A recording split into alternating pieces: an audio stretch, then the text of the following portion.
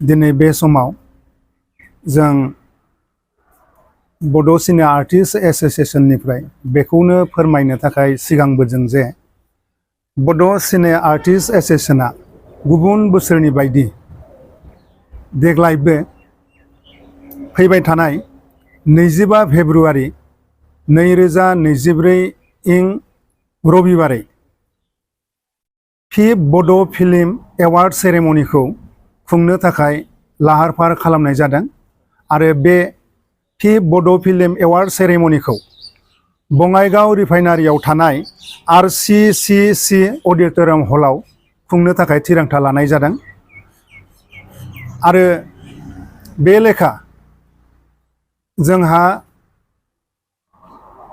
जुरि बर्डआ सावथुन नायबिजिरनानै बिथांमोना सर्टिं आउट खालामबाय बिटिआर सरकारनि स्पन्सरशिप आरो माखासे दैदेनगिरि बिथांमोननि पेट्रनाइजआव बे फिफ्थ बड' फिल्म एवार्ड सेरेमनिखौ खुंनो थाखाय लानाय जादों।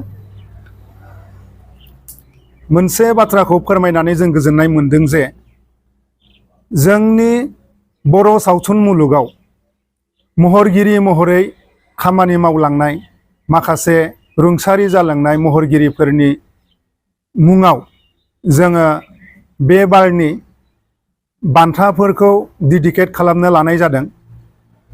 जोङो गिबियावनो बुंनांगोन जायखौ आलायारनाव जालाख' होननानै बयबो सिनायो बिथांनि मुङानो जाहैबाय टिकेन्द्रजित Narzary.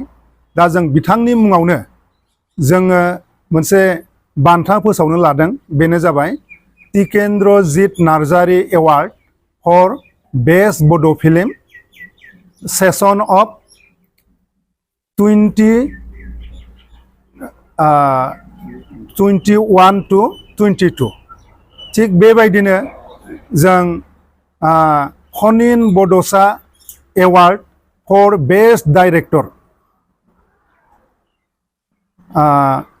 Dilip Basumatary award for best actor male, Shanti Brahma award for best actor for female बेबायदि जों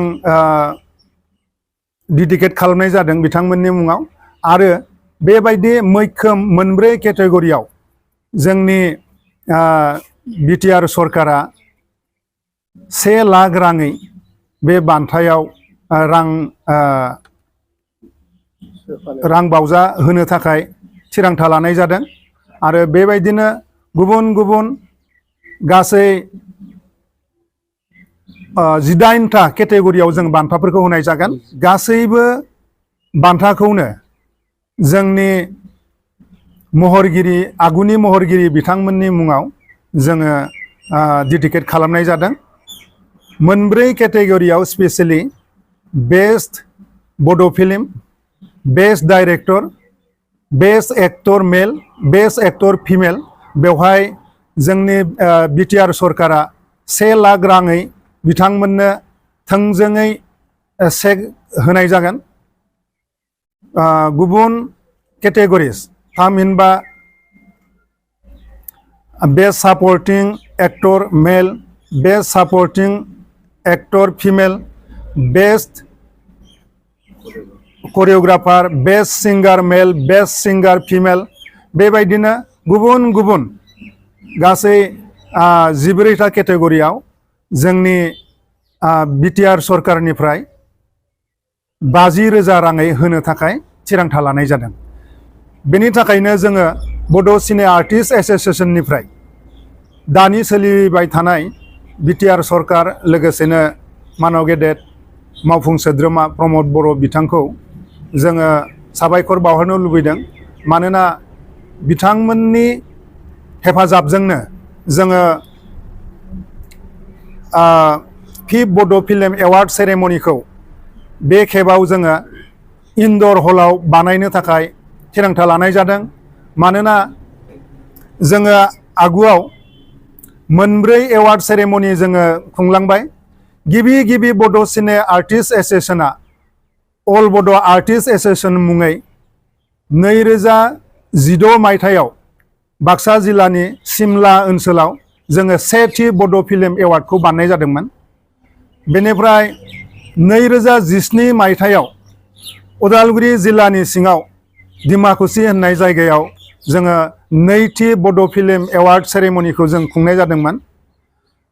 2019 मायथाइयाव क'क्राझार जिल्लानि हल्टुगाव होननाय जायगायाव थामथि बड' फिल्म एवार्ड सेरेमनिखौ खुंफुंनाय जादोंमोन। आरो बिदिनो ब्रैथि बड' फिल्म एवार्ड सेरेमनिखौ जों बाक्सानि बरमायाव खुंफुंनाय जादोंमोन। बिदिनो फैयै फैयै बे दाननिनो थामहिनबा फेब्रुवारि दाननिनो 25 खालाराव जोङो बाथि बड' फिल्म एवार्ड सेरेमनिखौ बङाइगाव रिफाइनारिनि सिङाव थानाय RCCC अडिटोरियाम हलाव खुंफुंनो थाखाय लानाय जादों। मोनसे बाथ्राखौ फोरमायनानै जों गोजोननाय मोनदों जे दिनैनिफ्राय आगोलाव जालांनाय मोनब्रै एवार्ड सेरेमनिखौ जोङो अपेन फिल्डआवनो एबा आउटडोराव बानायनाय जादोंमोन, जेराव जोङो लुबैनाय बादि जों बेवहाय डिसिप्लिनखौ मेनटेन खालामनो हायाखैमोन। जोङो मोनसे आपग्रेडसनखौ लुबैनानै एबा जोंनि एवार्ड फांसनखौ एसे सिस्टेमाव लाबोनो थाखाय बे खेबाव जोङो बेखौ आउटडोरनिफ्राय इनडोराव लाबोनाय जादों। आरो बेयो खोब लिमिटेड अडियन्सनि गेजेराव आरो जोंनि आर्टिस्टफोरनि गेजेरावल' बे 5th बड' फिल्म एवार्ड सेरेमनिखौ जोङो खुंनाय जागोन। जेरावल' बे 5th बड' फिल्म एवार्ड सेरेमनिखौ जोङो खुंनाय जागोन। आरो नैबे बाथि एबा 5th बड' फिल्म एवार्ड सेरेमनिजों लोगोसे जोङो स्पेसिफिक कयेकटा जोङो प्रग्रामफोर लानाय जादों। बेनो जाहैबाय गुबुन बोसोरनि बायदि भइस अफ बड'स जा सिंगिं कम्पिटिसन, बेखौबो जोङो मोनफ्रोमबो जोंनि जिल्लानिफ्राय सासे खरै लिंहरनानै जोंनि बर' मेथाइ रोजाबगिरि एबा बर' सिंगारफोरनि गेजेराव बे कम्पिटिसना जागोन। बेखौ काजलगावनि बड'लेण्ड गेस्ट हाउसआव फैगौ 24 फेब्रुवारियाव फार्स्ट राउन्डखौ खुंनाय जागोन। बेनिफ्राय बे 24 फेब्रुवारिनि फार्स्ट राउन्डआव जोङो टप 5 सिलेक्सन खालामनानै अखानायै जोंनि जा अडिटोरियाम हल RCC अडिटोरियाम हल एबा एवार्ड फांसनखौ जोङो जा जायगायाव खुंफुंनो लादों बेवहाय टप 5नि गेजेराव 25नि फुंनि 10 बाजिनिफ्राय फाइनेल कम्पिटिसना जागोन।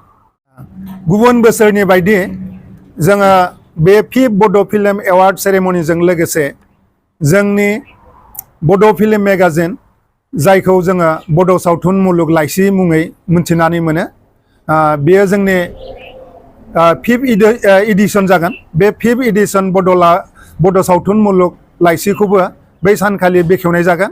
आरो बे बेखेवनाय हाबाफारियाव जों आलासि महरै मोननो हादों बर' थुनलाइ आफादनि मानाव गेदेर गाहाय नेहाथारि नीलकान्त गयारी बिथां। आरो बेनि लोगोसे जोंहा मोनसे गोनांथार जों हाबाफारि लाबावनाय जादों। बेनो जाहैबाय मान बावनाय हाबाफारि। गुबुन बोसोरनि बायदि बे बोसोराव जोङो बर'नि सासे मुंदांखा सावथुन दिहुनगिरि बिथां मुस्रिमा माला दैमारि बिथांखौ जोङो मान बावनो थाखाय लानाय जादों। माला दैमारि बिथांनि मुंखौ जोंनि बर' समाजाव गोबाङानो मिथिगौ, मानोना बिथाङा 1990 मायथाइनिफ्राय लेथारियैनो जों मिथिनायाव गासै 22था बर' सावथुन दिहुनदोंमोन। जेरैहाय नोंनि थाखाय आंनि जोनोम, महर, खिथेर, बेबायदि गुबुन गुबुन गासै गां 22था बिथाङा मेंनाय गैया, बानाय गैया, बेबायदि बर' समाजाव जोंनो बर' सावथुन बिथाङा अबदान होलांदोंमोन। बेनि थाखायनो जोङो बे फिफ्थ बड' फिल्म एवार्ड सेरेमनियाव बिथांखौ जोंनिफ्राय एबा बड' सावथुन महरगिरि आफादनिफ्राय मान बावनो थाखाय लानाय जादों। बेजों लोगोसे बे गुबुन मोनसे जों हाबाफारि लाबावदों, बेनो जाबाय second short Bodo' film screening and prize distribution. बे second short Bodo' film screening and prize distribution बेखौ जोङो बेखेवनानै होनो थाखाय आलासि महरै जोङो हांख्रायनानै लाबोदों। बिथाङानो जाहैबाय इस्ट क'क्राझार LAC नि मानाव गेदेर MLA मुस्रि गेवलां लरेन्स इस्लारि। बिथाङा बे हाबाफारियाव बाहागो लागोन आरो जोंनि बे गोनांथार मोनसे आयदाखौ बेखेवनानै होफैगोन। जोबनायाव जोंहा एवार्ड सेरेमनि काम कालचारेल प्रग्राम। बे एवार्ड सेरेमनि काम कालचारेल प्रग्रामनि बेखेवगिरि लोगोसे गाहाय आलासि महरै जोङो हांख्रायदों BTR सरकारनि CM मानाव गेदेर प्रमद बर' बिथांखौ जोङो बे हाबाफारिखौ बेखेवनानै होनो थाखाय आरो गाहाय आलासि महरै जोङो मोननो हागोन। बिथांखौ जोङो अलरेडि हांख्रायनाय जाबाय, गतिके बिथाङा नुजाथिगोन। आरो बे हाबाफारियावनो जोङो माखासे बर'नि दैदेनगिरि, माखासे बर'नि बुद्धिजीबि, माखासे बर'नि मुंदांखा महरगिरि बिथांमोनखौ लानानै जायफोर नमिनिसा बे बारनि एवार्डफोरखौ मोननो हागोन, जोङो बिथांमोननि आखाइजोंनो जोंनि ट्रफि, चेक, सार्टिफिकेट बेफोरखौ राननानै होनाय जागोन। बयनिबो थाखाय मिथिनो गोनां बाथ्रा जे जोंनि बड' सिने आर्टिस्ट एस'सिएशनाव सिभिल साब डिभिजन लेभेलाव डिस्ट्रिक्ट कमिटि हिसाबै गासै एफिलिएटेड जोंहा 16टा डिस्ट्रिक्ट कमिटिफोर दङ।